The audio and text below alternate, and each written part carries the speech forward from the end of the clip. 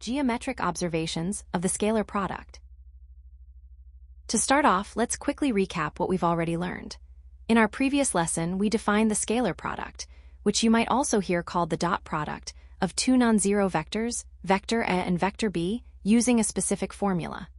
That formula is a dot B equals the magnitude of vector A multiplied by the magnitude of vector B, all multiplied by the cosine of theta, where theta represents the angle between the two vectors. Now, here is the key insight for today's lesson. When we look at this formula, we notice that the magnitudes of vector A and vector B are always non-negative values. They can't be negative. Because of this, the actual sign, whether it's positive or negative, and the specific value of the scalar product depend entirely on the value of cosine theta. This is a powerful realization because it means we don't just have to use the dot product for calculations. We can actually use it as a tool to determine the relative orientation of two vectors. Over the next few slides, we are going to explore exactly how the dot product tells us if vectors are perpendicular, parallel, or pointing in opposite directions. Welcome, everyone. Today, we are moving on to a very important topic, the geometric observations of the scalar product. 1. Orthogonality, perpendicular vectors. When we talk about orthogonal vectors, we are simply using a mathematical term to say that the two vectors are perpendicular to each other. Let's break down the mathematical logic behind this. If we have two vectors, let's call them vector A and vector B, and they are perpendicular. Then the angle between them, which we call theta, is exactly 90 degrees or pi over 2 radians. Now, if you remember your trigonometry from earlier in the course, the cosine of pi over 2 is exactly 0. When we substitute this 0 back into our original formula, that is the magnitude of vector A times the magnitude of vector B times the cosine of theta, the entire product becomes 0. So here is our key conclusion to remember.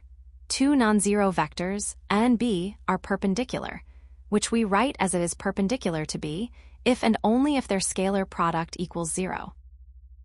To make this more concrete, let's look at a real-world example from physics, the concept of work done. In physics, work is defined as the scalar product of the force vector, F, and the displacement vector, d. Imagine you are carrying a heavy bucket of water while walking horizontally across a room. Let's follow 3 simple steps to analyze this. First, identify your vectors. The force you are exerting to hold the bucket is directed vertically upward, while your displacement is moving horizontally. Second, determine the angle. Since one is vertical and the other is horizontal, the angle theta between them is 90 degrees. Third, let's calculate the dot product. Work equals the magnitude of force F times the magnitude of displacement d times the cosine of 90 degrees. Since the cosine of 90 degrees is 0, the result is 0. Our observation here is quite important. Even though you are exerting effort, no work is being done by that specific lifting force in the direction of your horizontal motion. Now that we've recalled our definition of the scalar product from the previous slide, let's look at our first major geometric observation, orthogonality. This sets the stage for our next slide, where we will see what happens when the vectors are not perpendicular, but are instead pointing in the same direction. 2. Parallel vectors. Now that we've seen how the scalar product becomes 0 when vectors are perpendicular, let's move on to our second case, parallel vectors. By definition, two vectors are considered parallel if they are pointing in the exact same direction. Let's look at the mathematical logic behind this. If vector A and vector B are parallel, the angle theta between them is 0 degrees. From our trigonometry knowledge, we know that the cosine of 0 is equal to 1. When we substitute this back into our original formula, which is vector A dot vector B equals the magnitude of vector A times the magnitude of vector B times the cosine of theta, the cosine term simply becomes 1. This leaves us with a very clean result. Vector A dot vector B equals the magnitude of vector A multiplied by the magnitude of vector B. This leads us to a very important special case. What happens when we take the dot product of a vector with itself? Since any vector is naturally parallel to itself, the angle theta is 0.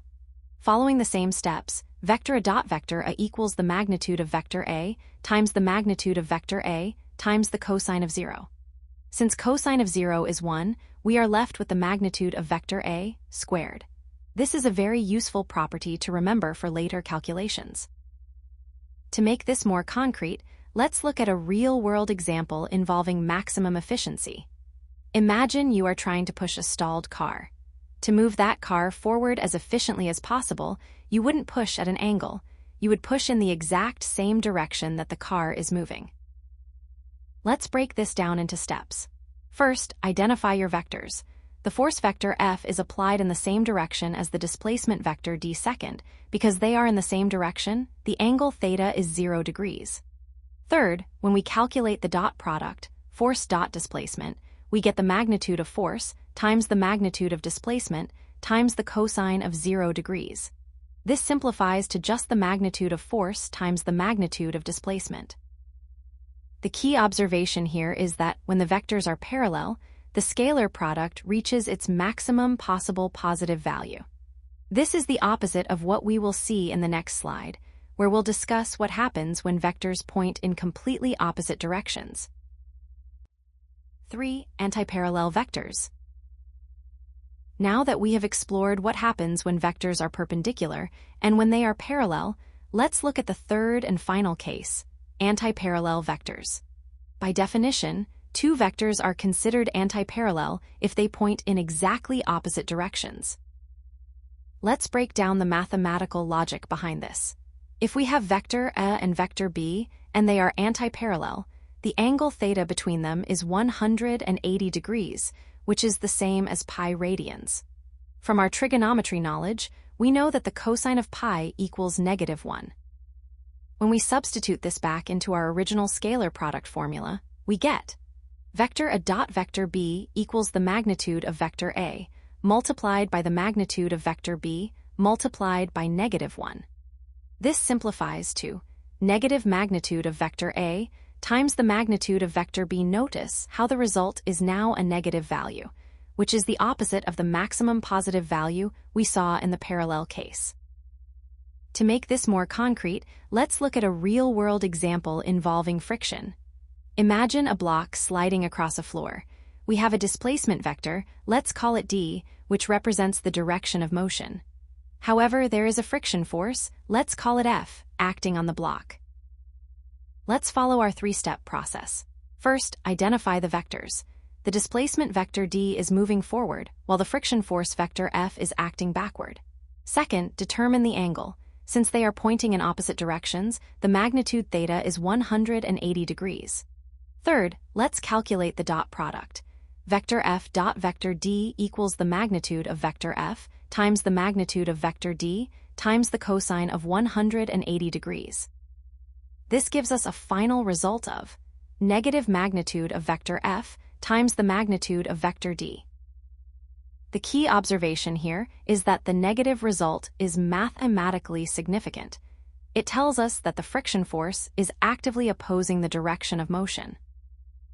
Keep this negative sign in mind, as we will see it summarized in our final comparison table in the next slide. Key takeaways. Now that we have explored the three specific cases of orthogonality, parallelism, and antiparallelism in detail, let's bring everything together with this summary table. This table is a vital tool for your revision, as it connects the geometric orientation of two vectors directly to the numerical result of their scalar product. Let's look at the first row. Parallel vectors. As we discussed in the previous slide, when vectors point in the exact same direction, the angle theta is 0. Since the cosine of 0 is 1, the scalar product, a dot b, simplifies to the magnitude of a multiplied by the magnitude of b because this is the largest possible value the product can reach. We call this the maximum positive result. Next, let's look at the middle row. Orthogonal vectors. This is the case where the vectors are perpendicular. Here, the angle theta is pi over 2 or 90 degrees. Because the cosine of pi over 2 is 0, the entire scalar product, a dot b, becomes 0. This is a very important property to remember for solving geometry problems. Finally, let's examine the third row. Antiparallel vectors. As we saw in our example with friction, these vectors point in opposite directions, meaning the angle theta is pi, or 180 degrees. Since the cosine of pi is -1, the scalar product, a dot b, results in the negative magnitude of a multiplied by the magnitude of b. This gives us our maximum negative result. As you move to the next slide, keep this table in mind, because we are going to look at some common pitfalls where students often trip up when applying these specific values. Common mistakes. First, be careful when you see a dot product equal to 0. It is tempting to immediately jump to the conclusion that the two vectors are perpendicular. However, remember our initial definition from the first slide. The dot product depends on the magnitudes of the vectors as well. If either vector A or vector B is a 0 vector, meaning it has no length, the dot product will be 0 regardless of the angle. So, you can only conclude that the vectors are perpendicular if you are certain that both vectors are non-zero. Second, keep a close eye on the type of result you are producing. This is a very common error in exams. Because we are calculating the scalar product, your final answer must be a real number or a scalar. I often see students try to write the result as a vector, for example, writing 0, I instead of just 0. Always remind yourself, the dot product strips away the direction and leaves you with just a magnitude or a value. Finally, don't let the negative sign slip away from you, especially in the antiparallel case we studied on slide 4. When the angle theta is equal to pi, the cosine of that angle is -1. This results in a negative scalar product. It is very easy to focus so much on the magnitudes of vector A and vector B that you forget to include that crucial negative sign. Always double-check the value of cosine theta before you finalize your answer. Now, before we wrap up today's lesson, I want to pause and highlight some common pitfalls. Even if you understand the geometric relationships we've discussed, like orthogonality and parallelism, it is very easy to make small errors in your calculations or logic. Let's look at 3 specific mistakes to avoid. If you can avoid these 3 traps, you'll have a much stronger grasp of the geometric properties of the scalar product.